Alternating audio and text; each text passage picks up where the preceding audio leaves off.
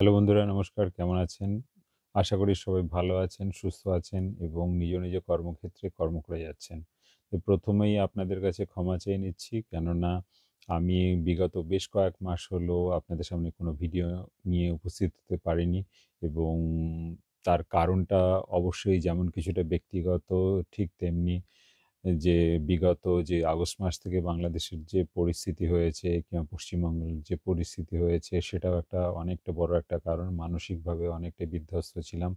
আর তার থেকেও বড় কথা আমি ১ মাস দেশেও গেছিলাম। সেটাও একটা বড়সড় ব্যাপার। প্লাস কিছু কাজকর্ম, নিজস্ব কিছু গাফিলতাও আছে। সবকিছু নিয়েই সবকিছু আর ভিডিও করা হয়ে ওঠেনি। তবে চেষ্টা করব যে আগামীতে আপনাদের জন্য যেন রেগুলারলি একটা ভিডিও নিয়ে আসার জন্য।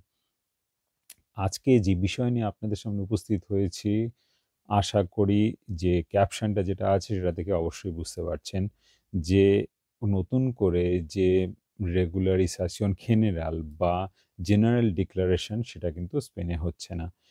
গত ৯ তারিখে এইরকম একটা বিষয় নিয়ে অলরেডি তিনি সংসদে জানিয়ে দিয়েছেন যে মিনিস্টারি দিয়ে Seguridad Social Integración এবং ইমিগ্রাশন যে মিনিস্ট্রি যিনি আছেন, তিনি জানিয়ে দিয়েছেন যে এরকম যে একটা তারা যেটা আলোচনা চলছিল বা সমস্ত পার্লামেন্টারি যে গ্রুপ আছে তাদের ভেতরে তারা চাইছিল একটা সহমত পোষণ করে সেই সহমতের ভিত্তিতে এরকম একটা জেনারেল ডিক্লারেশন দেওয়ার সেটা হয়নি।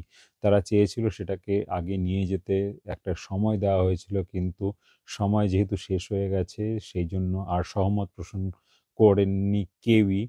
আ মানে অনেকে চেয়েছিল, অনেকে চায়নি এরকম একটা ব্যাপার-স্যাপার। কিন্তু এই গভর্নমেন্ট যেহেতু পুরোপুরিভাবে নির্ভরশীল আ নয় নিজেদের ক্ষমতার ওপরে কেননা অন্যদের ওপরে ভরসা করে এই সরকারটা চলছে, কাজেই তারা কিন্তু এই ব্যাপারটাকে আর এগিয়ে নিয়ে যেতে চায়নি।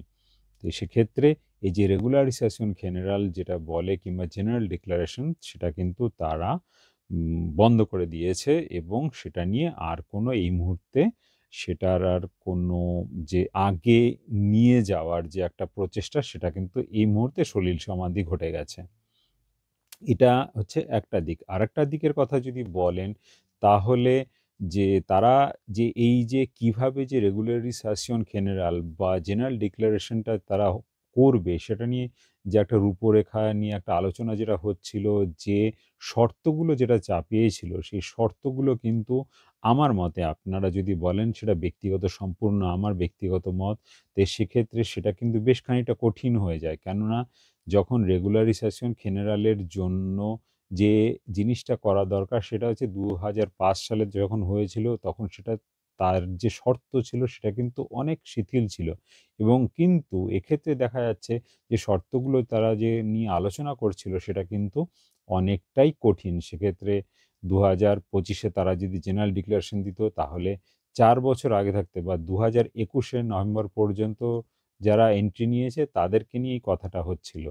কিন্তু সেক্ষেত্রে তারা যদি এত আগে যদি এন্ট্রি নিয়ে থাকে তাহলে তারা ২ বছরের জন্য যে রেফর্মা জেনারেল de Extranjería যেটা হয়েছে সেটাতেই তারা কাগজ এপ্লাই করতে পারে। এটা খুব সহজ ব্যাপার। তো সেক্ষেত্রে ২ বছর অপেক্ষা করার পরেই তারা দিতে পারছে। সেক্ষেত্রে এই রেগুলারাইজেশন জেনারেলের জন্য তারা অপেক্ষা করবে না।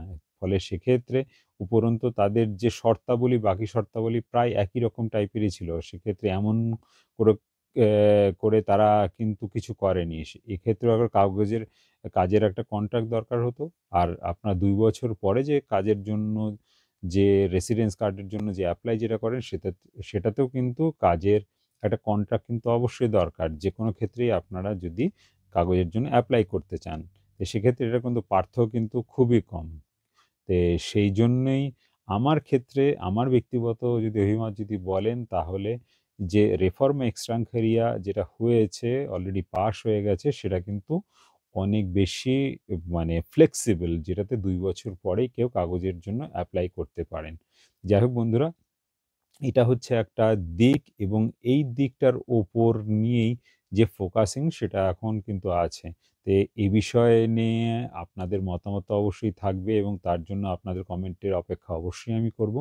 আর এ বিষয় নিয়ে যদি আপনারা যদি বিস্তারিত অন্য কিছু যদি কিছু জানতে চান তাহলে অবশ্যই আপনারা জিজ্ঞাসা করবেন কমেন্টের মাধ্যম দিয়ে। আমি চেষ্টা করব পরবর্তী ভিডিওতে সেগুলো নিয়ে আলোচনা করার জন্য।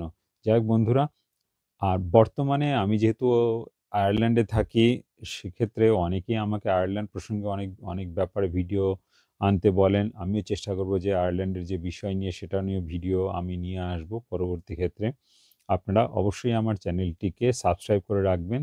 অবশ্যই যারা সাবস্ক্রাইব করেননি, আর তাদেরকে বলব যে আপনাদের কমেন্ট কিন্তু অবশ্যই করবেন, এবং কমেন্টের দ্বারাই কিন্তু আমি হয়তো পরবর্তী ভিডিওর কোনো আইডিয়া পাবো, বা আপনাদের যে জিজ্ঞাসা আছে সেই জিজ্ঞাসাগুলোকে আমি আমার ভিডিওর মাধ্যমে জবাব দেওয়ার চেষ্টা করব।